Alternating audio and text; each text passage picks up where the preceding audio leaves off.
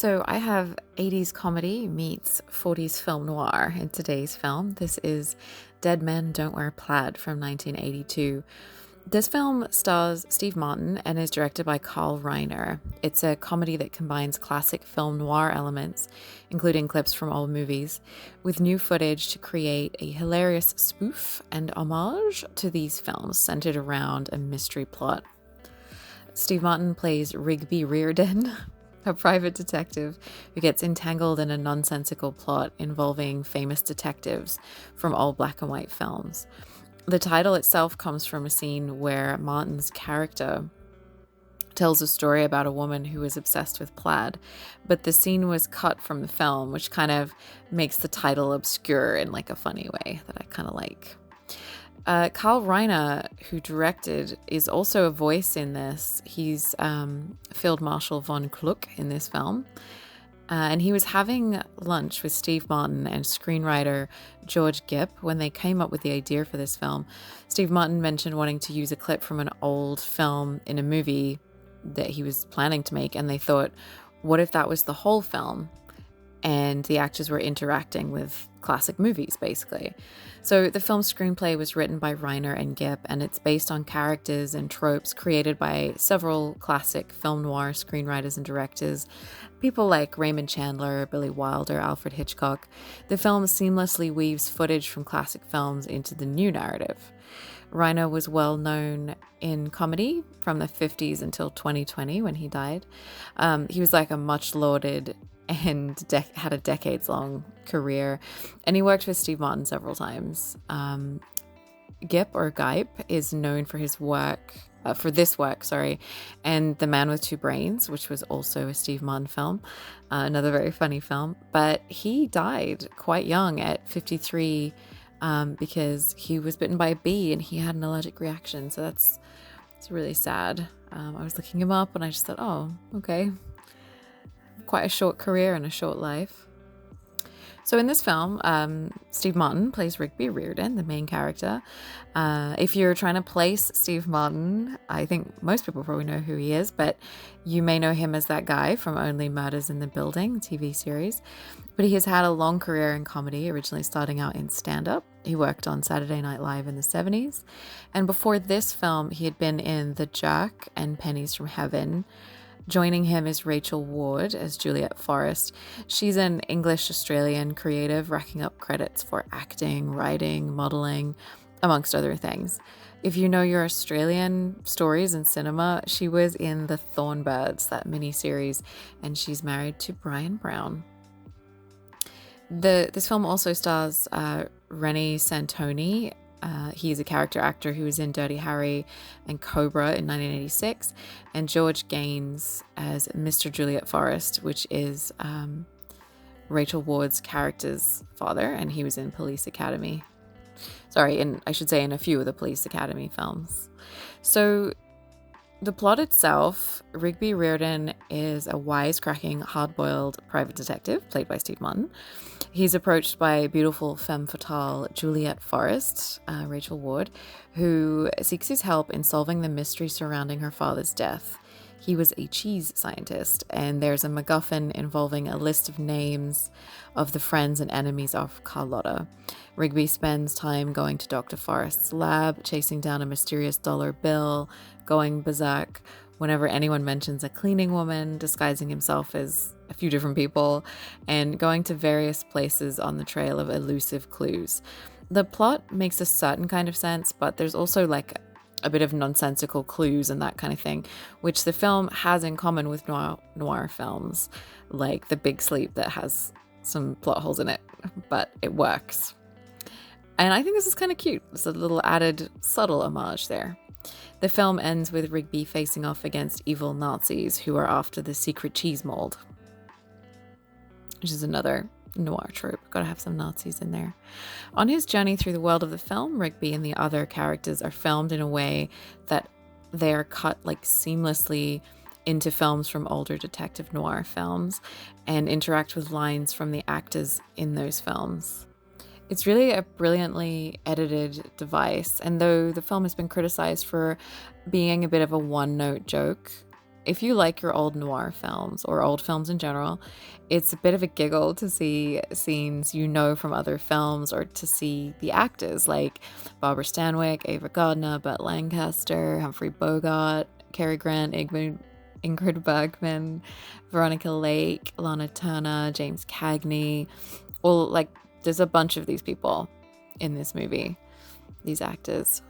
As the plot unfolds, Rigby encounters various memorable characters, thugs, gangsters, glamorous dames, all brought to life through the masterful use of vintage footage. In the end, Dead Men Don't Wear Plaid presents an original story while paying homage to the golden age of film noir, showcasing the brilliance of blending vintage clips with new footage to create an original cinematic experience. So, to incorporate the vintage footage seamlessly, the filmmakers had to carefully match lighting and angles and camera movements in the new scenes with those of the old films. This process required really meticulous planning and precise execution. Special sets had to be planned and created that recreated the ambience of that era and matched the films being used and the shots being used. So to ensure seamless integration of the vintage footage with the new scenes, the filmmakers carefully matched the lighting conditions and the sound design between the two. So this attention to detail helped create a cohesive and convincing narrative. And the film just wouldn't have worked or been clever or funny without this being really seamless. So it's kind of an interesting feat in that sense. To go a little bit off topic, as I love to do when I'm talking about these films, I wanted to talk a little bit about how the 80s really loved the 40s, because I think this is kind of interesting. So a bit like the way people now are nostalgic for the 80s, for example, 40 years before. Is that right? 40 years, yeah. In the 80s, there was a bit of a nostalgia for 40 years before that, which was the 1940s. So this meant that this film was like bang on trend for that era. It was looking back at films of that time, of the 40s, and lovingly making fun of them, or like most specifically noir films. And noir was quite an influence in this era, to the extent that there was actually a movement called neo-noir in cinema. Technically, Dead Men Wear Plaid isn't neo-noir because it's a comedy, but it's responding to the same films that neo-noir as a genre is. The 80s saw a significant wave of neo-noir films, a genre that reimagined and modernized the classic film noir style from the 40s and 50s. Films like the ones that the clips are taken from in this film. So neo-noir translates as new noir in French. New noir.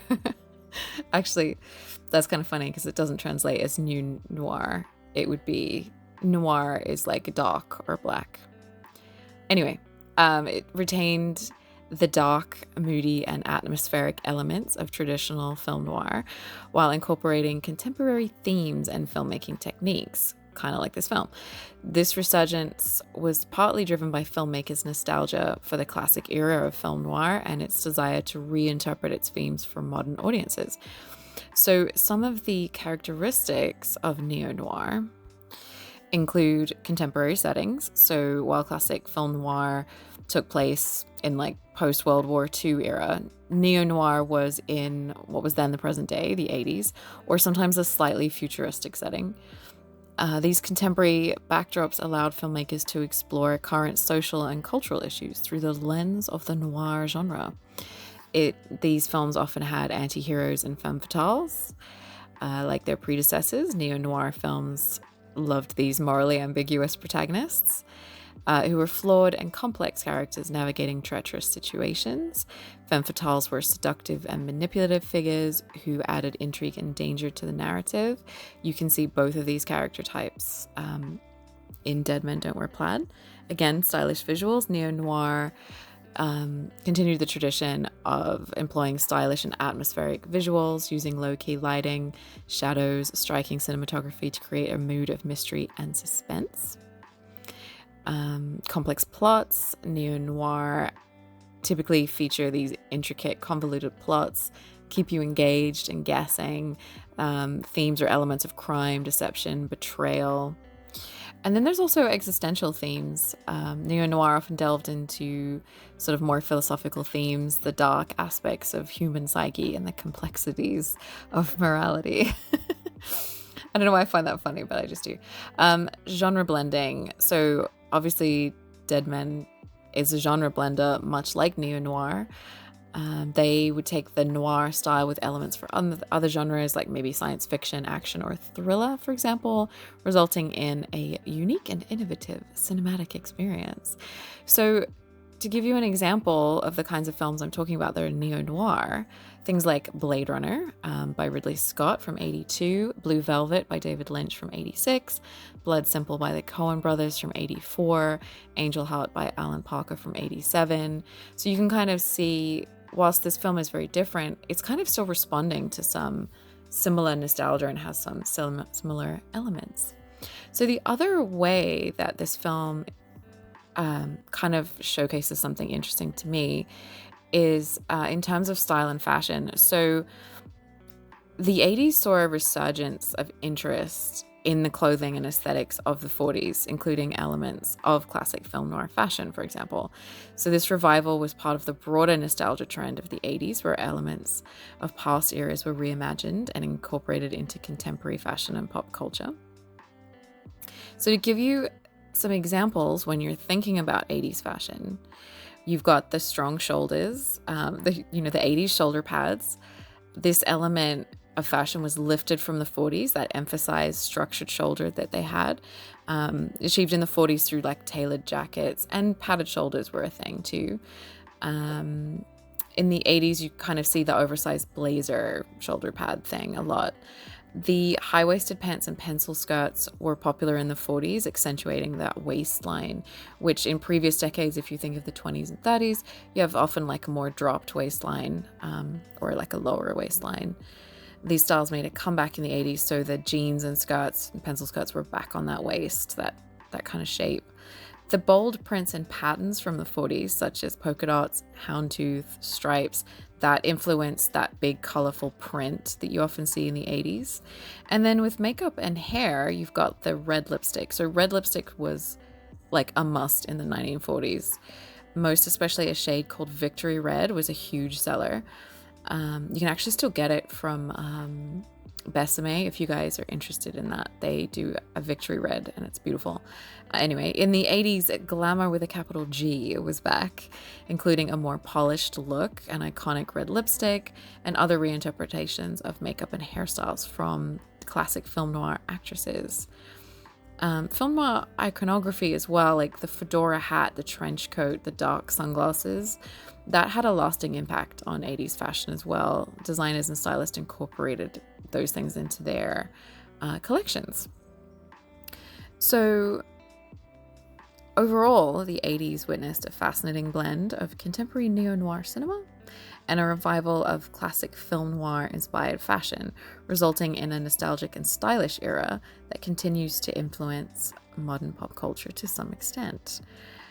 And well, that might feel a little bit sort of off topic because this film uses 1940s style, not strictly 80s style, but it was such a huge fashion influence, and this film, was popular because of the look and the style and the themes and the genre that it was portraying. But another element of this that's really important is that the costume design in this film was done by the absolute legend, costume designer Edith Head. To the modern viewer, Edna Mode from the Incredibles movies, that character is based on her, and it's a pretty good likeness actually. They do look quite similar. So she was active in her trade for decades, both at Paramount and Universal, and she won a whopping 8 Academy Awards for her work. She worked creating costumes for some of the biggest stars and directors, so think Grace Kelly in Hitchcock's Rear Window, those matching blue lace overlay dresses in White Christmas, Redford and Newman in Butch Cassidy and the Sundance Kid, everyone in All About Eve, Liz Taylor in that dress from A Place in the Sun, and Shirley MacLaine in Pink in What a Way to Go. So her work is still influential today on costume designers, but the fact that she worked on iconic fashion in films that influenced fashion tastes in the 40s and 50s specifically, which later went on to influence the tastes of the 80s, kind of brings things full circle.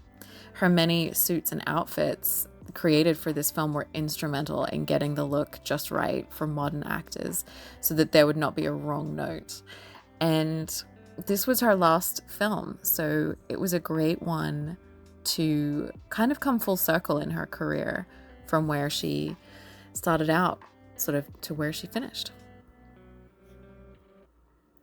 Finally, I just want to talk a little bit about collage films. I feel like it's a bit of a dry subject in relation to a comedy film, but let's dive in.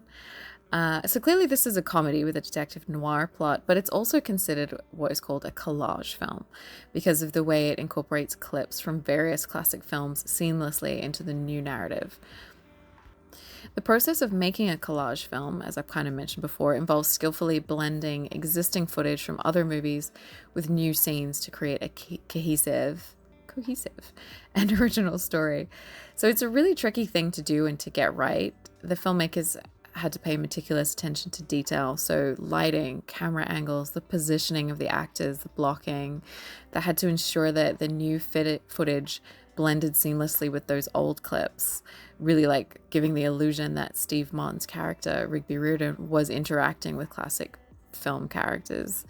And the script had to be funny and have some kind of, make some kind of sense or have like a direction that it was going in. The post-production editing phase in this film is a key element, and one that might just be of interest to some of you as a study of that element of filmmaking specifically. Editing was actually never my strong suit personally, and I really admire when editing is done well, and when it's at its best, you almost don't see it. And when editing is incorrect, that's when you kind of notice it. So I just want to give a little kudos to people who can edit, especially like this film had to really skillfully integrate that footage into new scenes. And it's also the adjustment of colors and tones to match the overall aesthetic. This process requires precise editing techniques to get that smooth transition between old and new.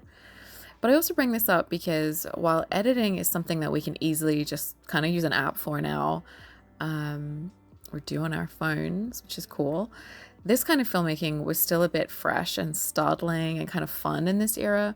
Woody Allen quite liked this idea and this technique. He used it in his film Zelig in '83 to create a mockumentary style film which inserts the character Zelig into historical footage, making it appear as though he interacts with various historical figures. And he used like a related technique in What's Up, Tiger Lily in '66. And he took the Japanese spy film International Secret Police, Key of Keys, and replaced its original soundtrack with his own newly written humorous dialogue and narration. And the result is a completely different story that turns the serious spy thriller into a farcical comedy. It's quite like a novel idea at the time. This film is considered one of the earliest incidences of using that dubbing existing footage for comedic effect. Oh my gosh, seriously, like a motorcycle just pulled up outside.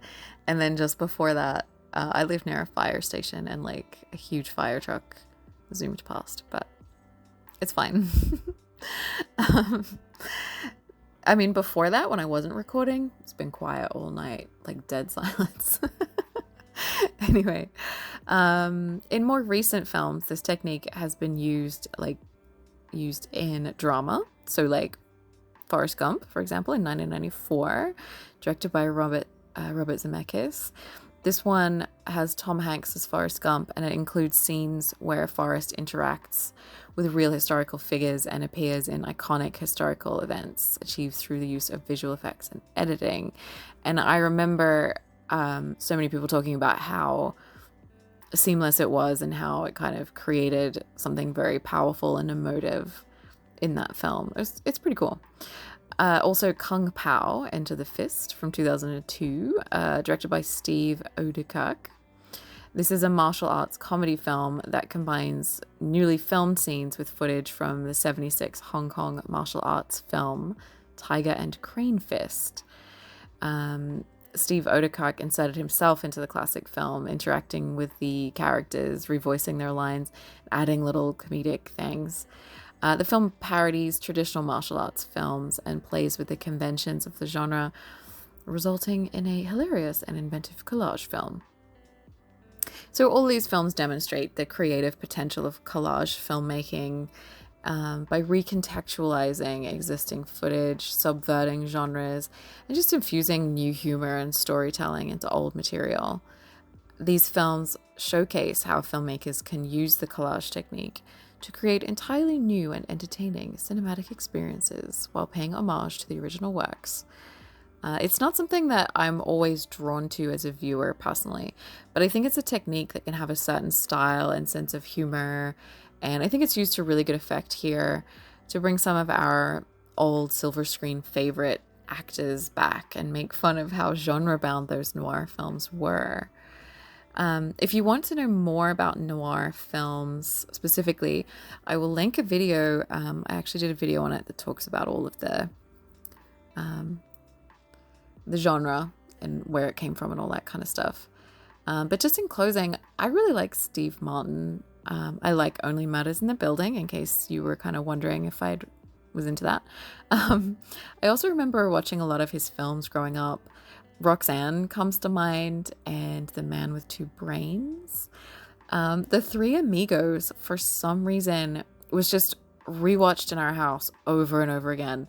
I don't know if we just loved it or if we had it on VHS or DVD or whatever.